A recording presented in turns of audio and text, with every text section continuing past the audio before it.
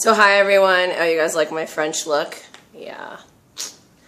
As you guys know, my dad is French. So I don't really have what Egyptians have. And the other thing is, like, you know the thing that says the French don't get fat? It's true. Like, your genes are different.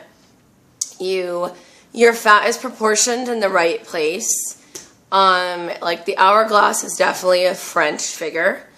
And the lips and stuff and nose, those are all French sort of traits. Yeah. But I do want to say something. And French girls usually really love having short hair because they get to show their features. It's very French to have short hair. That's what, everybody knows that. So I've been trying to sport that look. You guys like my cross? I got these from the gift store in the hospital, actually. I got my mom's stuff, and then I got me something. So, anyways, I like them because of their cross and stuff. The message I want to spread today is not everybody has your best interest. Don't worry, nothing happened. I was watching this video, and it was saying something about that, about how people are motivated often by jealousy. And so they'll say things to you because they're jealous. They don't want you to have the best things in life. They don't want you to be happy.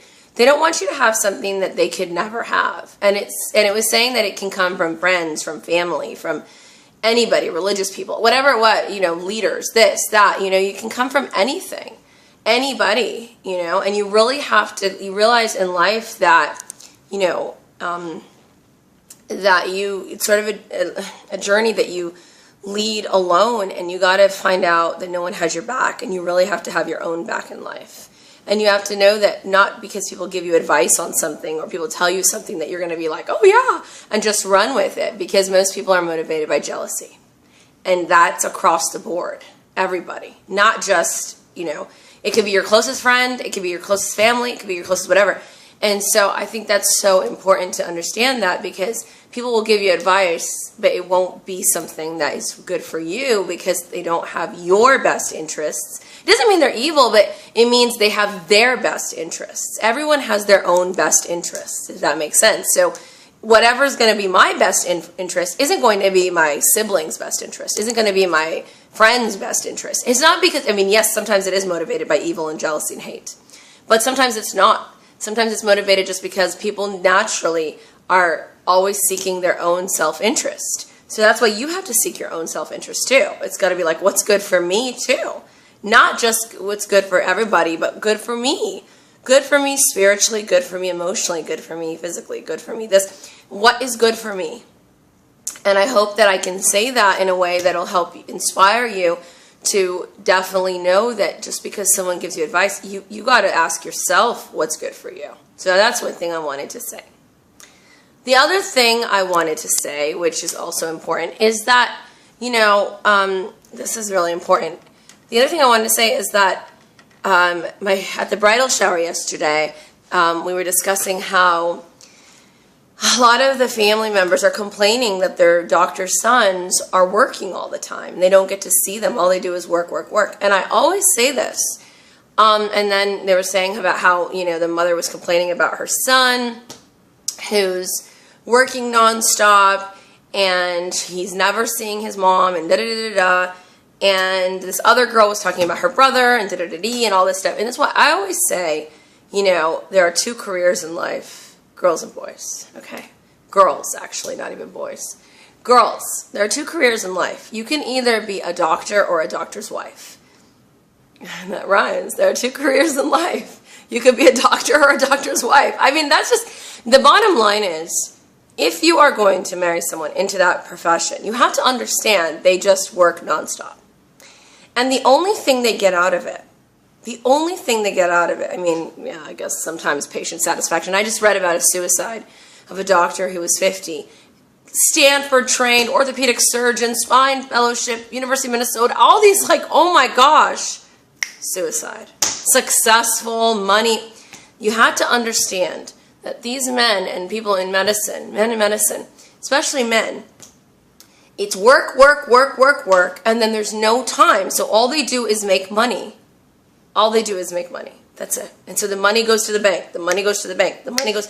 And by the time they're around 50, or 60 or whatever it is, a lot of times they go through depression and commit suicide because of the fact that there's no fulfillment in life. And it's like work, work, work, and all they do is get money. So if you don't have that beautiful girl spending your money. No, I'm just kidding. If you don't have, where's my bag?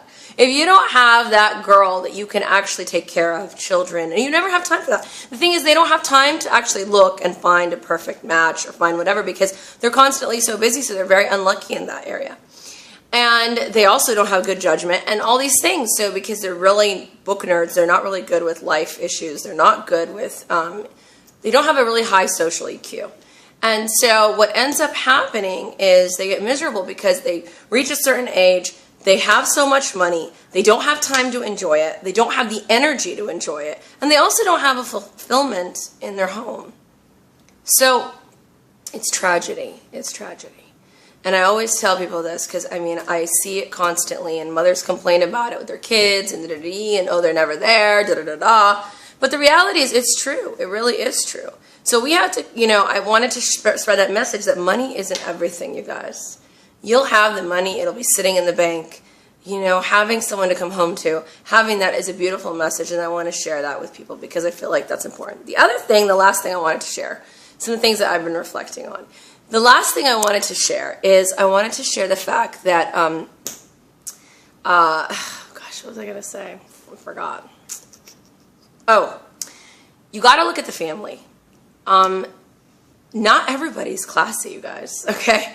And living in America, you'll find that you have a very small amount of people from the Egyptian community. But you have to understand, you got to go back to grandfather and grandmother and find out what's going on in Egypt, because you find out that a lot of families don't have that level of classiness, and sort of they don't come from, I'm not saying there can't be major exceptions, there are, but I'm not talking about that. In general, you'll find that you are with people that I'm just like, what is going on here? It's not, and you find yourself lowering your standards or lowering who you are because you're like, no. And then you got to say, this isn't my group. It's just not. And because there's no one available, you tend to really go down a level.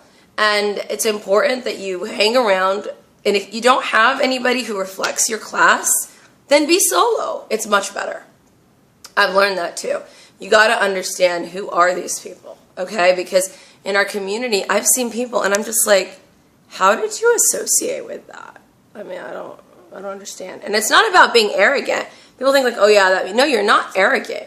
You're just looking out for your self-interest, the betterment of you. It has to be that, okay? And people can't tell you that. You got to figure that out on your own. That's another thing. And lastly, I know all my girls are getting married. Every one of them. I'm literally the last one left. Everyone's getting married but me. But the reality is, when people come and tell me, okay, Sarah, here's somebody.